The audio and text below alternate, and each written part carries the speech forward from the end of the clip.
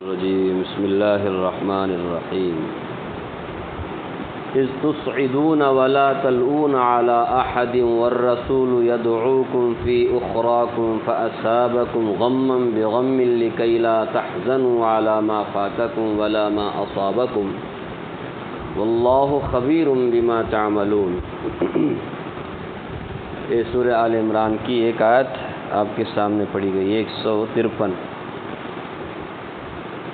گزشتہ آیات سے اس کا تعلق ہے اور آئندہ بھی 3 رکوع تک قریب غزوہ احد کی تفصیلات آئی ہیں۔ کل آپ نے سنا کہ اللہ تبارک و تعالیٰ نے غزوہ احد کا حوالہ دے کر کے کہا کہ اللہ نے تو پہلے سچ کر دکھایا اپنا وعدہ، تم باقاعدہ حاوی ہو گئے تھے کافروں پر، مشرکین پر، تمہارا دباؤ ایسا پڑا ان کے اوپر وہ بھاگنے پر مجبور ہو گئے، پیٹ پھیر کر چلے گئے۔ لیکن اس کے بعد کیا ہوا؟ تمہارے اندر اختلاف ہوا، تم نے نافرمانی کی، تم سے غلطی ہو گئی، جس کی وجہ سے تمہاری جیتی ہوئی جنگ تم ہار گئے۔ پھر سے انہوں نے کیا کر دیا؟ پیچھے سے حملہ کر دیا اور 2 طرف سے مسلمان پس گئے، افراتفری کا ماحول۔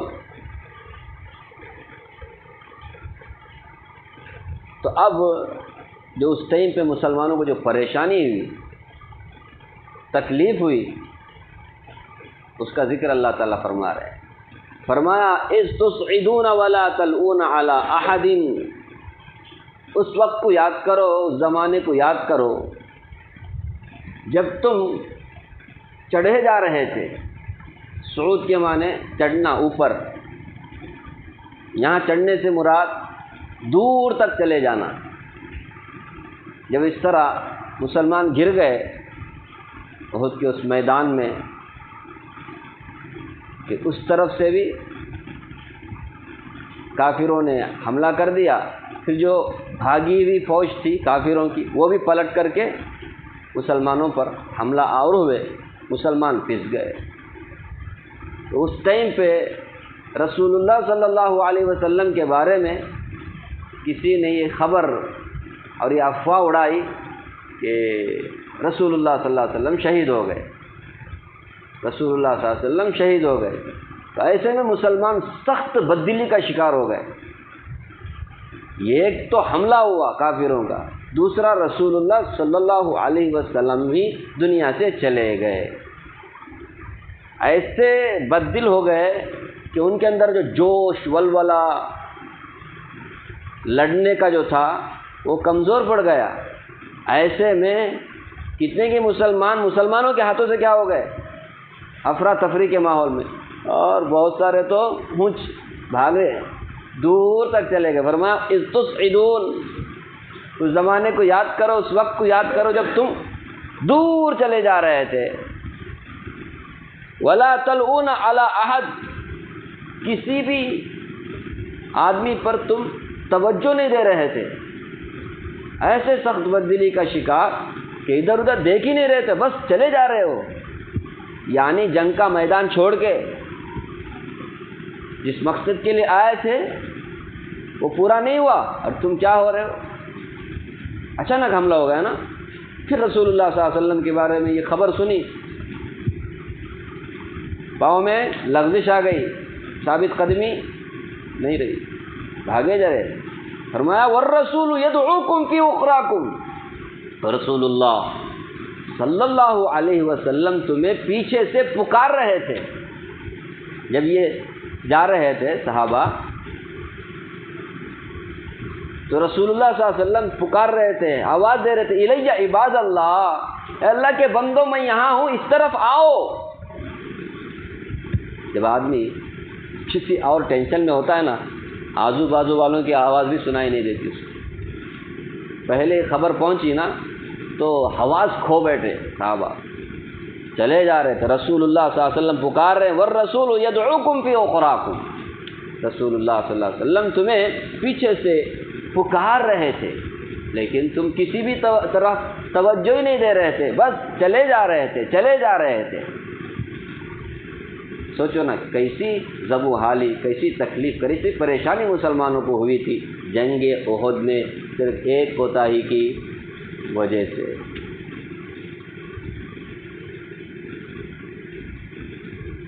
فرمایا فَأَصَابَكُمْ غَمًّا بِغَمٍّ، پھر اللہ تبارک و تعالیٰ نے تمہیں غم کے بعد غم دیا، دو غم۔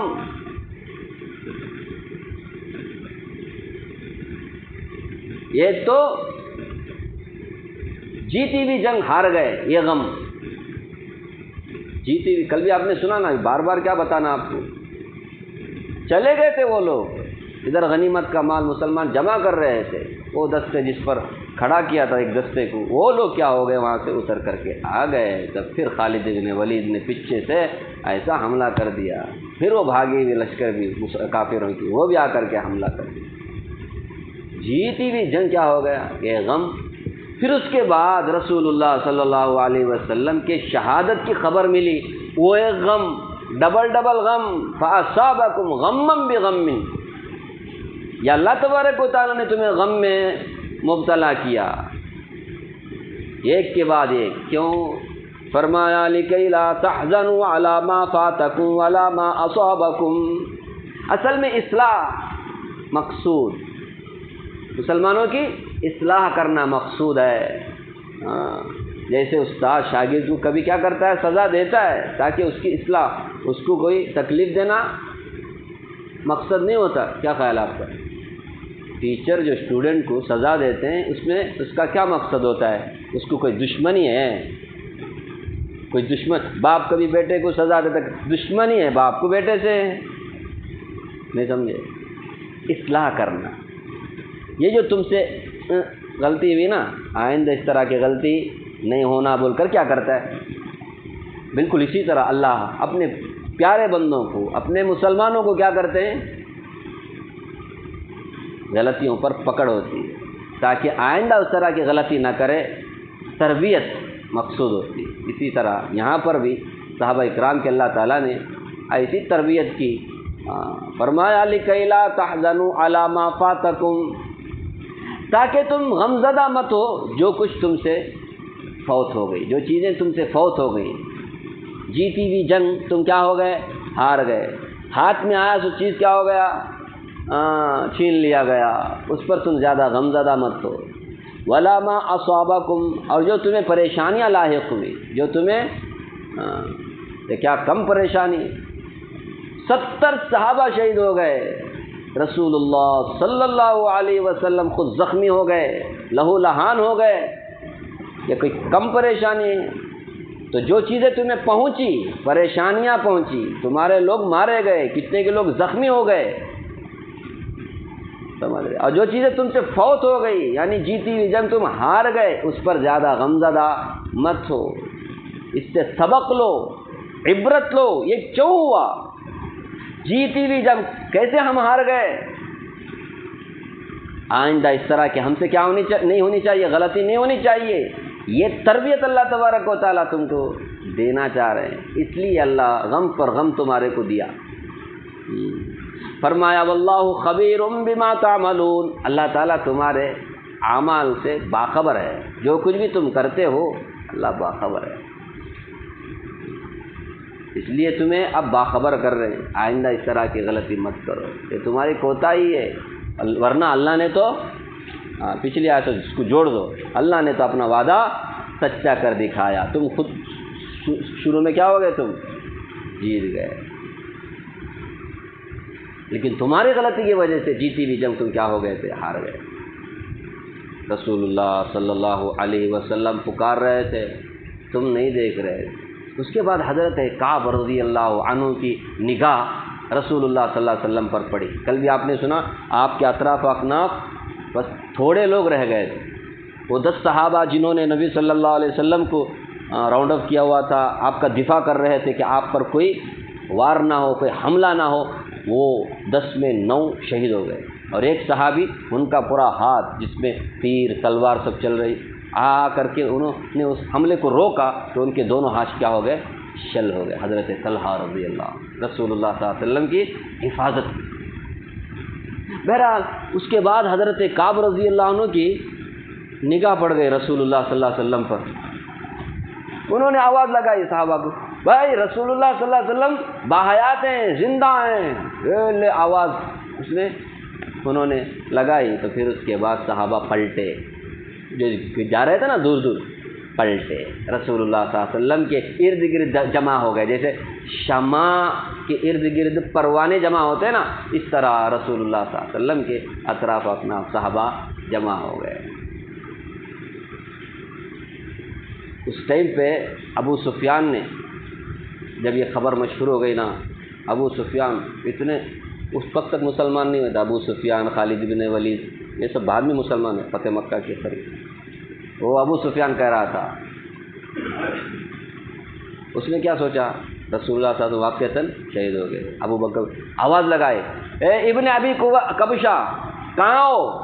یہ ابن ابی کبشہ اصل میں مشرکین مکہ, قریش مکہ رسول اللہ صلی اللہ علیہ وسلم کو وہ رضاعت, آپ نے دودھ پیا تھا نا, اس خاندان کی طرف نسبت کر کے آپ کو تحقیر کے طور پہ اس طرح کے کبھی کبھی الفاظ سے پکارا کرتے تھے. ان کا مقصد رسول اللہ کا انسلٹ کرنا, نعوذ باللہ. کہاں ہے, آواز نہیں آئی, سمجھا. پھر ابن ابی قحافہ کہاں ہے, آواز لگایا اس نے. ابو قحافہ حضرت ابو بکر رضی اللہ عنہ کے ابا. ابن ابی قحافہ کا مطلب ابو قحافہ کا بیٹا کدھر ہے, مطلب ابو بکر کدھر ہے. یہ آپ صلی اللہ علیہ وسلم کے خاص یار غار تھے. کہاں ہے, آواز نہیں آئی, سمجھا. یہ سب ختم ہو گئے, ہم لوگ جیت گئے. اتنے میں حضرت عمر رضی اللہ تعالیٰ عنہ نے پکار کر کے اس کا جواب دیا. کہا رسول اللہ صلی اللہ علیہ وسلم بھی باحیات ہے, ابو بکر بھی زندہ ہیں, اور یہ عمر کہہ رہا ہے کہ عمر بھی کیا ہے, زندہ ہے. اس طرح سے یہ جنگ کے میدان میں بات ہو رہی ہے. اتنے میں ابو سفیان کہنے لگا, رولو حبل, رولو حبل. حبل ایک دیوتا, ان کے دیوی کا نام, ایک بت کا نام, مطلب اس کا حبل کی جے ہو. جیسے اس زمانے میں حبل کی جے ہو, حبل کی جے ہو. رسول اللہ صلی اللہ علیہ وسلم نے اس کا جواب دیا, اللہ اعلیٰ و اجل. اللہ ہیں بلند, اللہ سے بلند کوئی نہیں. اللہ ہیں بزرگوار, اس سے کوئی زیادہ. پھر اس نے کہا لنا عزا ولا عزا لکم. کہا ہمارے لیے تو عزا ہے. یہ عزا بھی ایک بہت بڑی دیوی کا نام ہے, بہت بڑے بت کا نام ہے. اس کی بڑی کیا کرتے تھے لوگ, پوجا کرتے تھے. آج بھی دیکھو نا, اللہ سب کو ہدایت دے, پتھر وتر کی پوجا کرتے ہیں دیوی دیوتاؤں کے نام پر. تو ہمارے لیے عزا ہے, تمہارے لیے عزا نہیں ہے. ابو سفیان کہنے لگا. رسول اللہ صلی اللہ علیہ وسلم نے اس کا جواب دیا, اللہ مولانا ولا مولا لکم. اللہ ہمارا حامی ہے, ہمارا مددگار ہے, وہ ہمارا آقا ہے, وہ ہمارا مالک ہے. تمہارے لیے تو نہیں ہے نا اللہ, تم تو اللہ کو مانتے ہی نہیں. مانتے ہیں تو بھی اللہ کے ساتھ شرک کرتے ہو. اللہ مولانا ولا مولا لکم, اللہ ہمارا مولا ہے.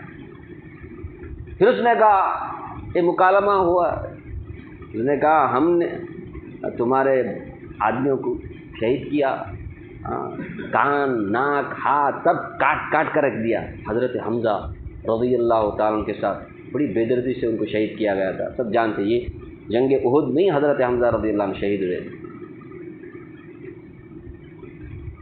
میں نے اس کا حکم نہیں دیا, ابو سفیان کہہ رہا ہے, میں نے اس کا حکم نہیں دیا, لیکن میں اس سے ناراض بھی نہیں ہوں. جو ہوا ٹھیک ہے. اس طرح سے کہا, اس طرح کی باتیں ہوئی.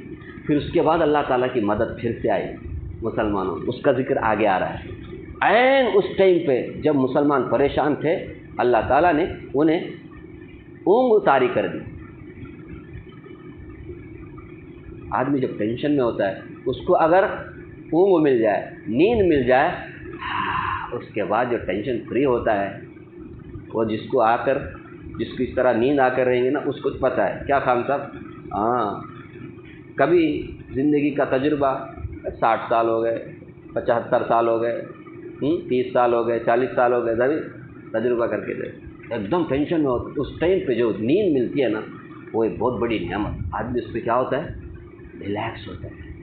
اللہ تعالیٰ نے ایسے ہی کیا صحابہ کرام رضوان اللہ تعالیٰ علیہ مجمعین کے ساتھ، یہ سب تربیت ہو رہی تھی صحابہ کرام، صحابہ سے جو غلطیاں ہوئی نا، اللہ نے کل بھی کہا عفا اللہ عنہم، اللہ نے معاف کر دیا۔ اب ان کی غلطیوں پر بات نہیں کرنے کا، صرف تفسیر سمجھنے کے لیے، قرآن کی آیتیں سمجھنے کے لیے ہم کو کیا کرنا پڑتا ہے، کچھ تفسیر بولنا پڑتا ہے، ورنہ اللہ نے جنہیں معاف کر دیا ان کے غلطی کوتاہی کو بار بار تکرار نہیں کرنے کا، اس کا بحث اس کو لے کر کے نہیں کرنے کا۔ آگے بھی ہے ان الذين تولوا منكم يوم التقى الجمعان انما استزلهم الشيطان ببعض ما كسبوا ولقد عفا الله عنهم، اللہ نے معاف کر دیا، یہ جو بھاگے نا جنگ کے میدان چھوڑ کر کے، اللہ نے خود کا معاف کر دیا، لیکن اس سخت افراتفری کے عالم میں، اس تکلیف میں، اس پریشانی میں اللہ نے نیند طاری کر دی۔ جب نیند طاری کر دی اس کے بعد جو اٹھے، اس کے بعد جو جوش، جو ولولہ، جو پھر اس کے بعد جو لے کافروں کو پھر میدان جنگ چھوڑنا پڑا، اللہ نے ایسا روب ان کے اندر ڈال دیا۔ پھر کیا ہو گیا، مسلمان بچے کچھ جتنے بھی تھے زندہ سلامت واپس ہوئے، ورنہ اگر دوبارہ مسلمان اس طرح جوش اور جذبے میں نہ لڑتے، مسلمانوں کی آدھی سے زیادہ فوج کیا ہو جاتی۔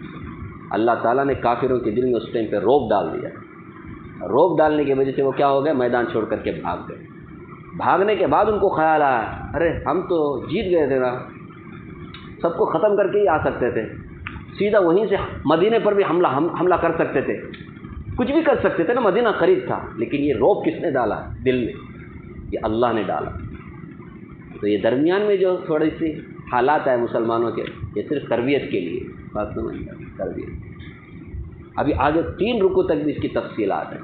یہ اللہ تعالیٰ نے جنگ احد کے کیا کہتے ہیں ساری صورت حال کو ہمارے سامنے تفصیل کے ساتھ اسی لیے بیان کیا کہ مسلمان سوچے کہ حالات جب آتے ہیں تو اس سے زیادہ بددل نہیں ہونا چاہیے، اپنے قدموں کو ڈگمگانے نہیں دینا چاہیے، ثابت قدمی کے ساتھ رہنا چاہیے۔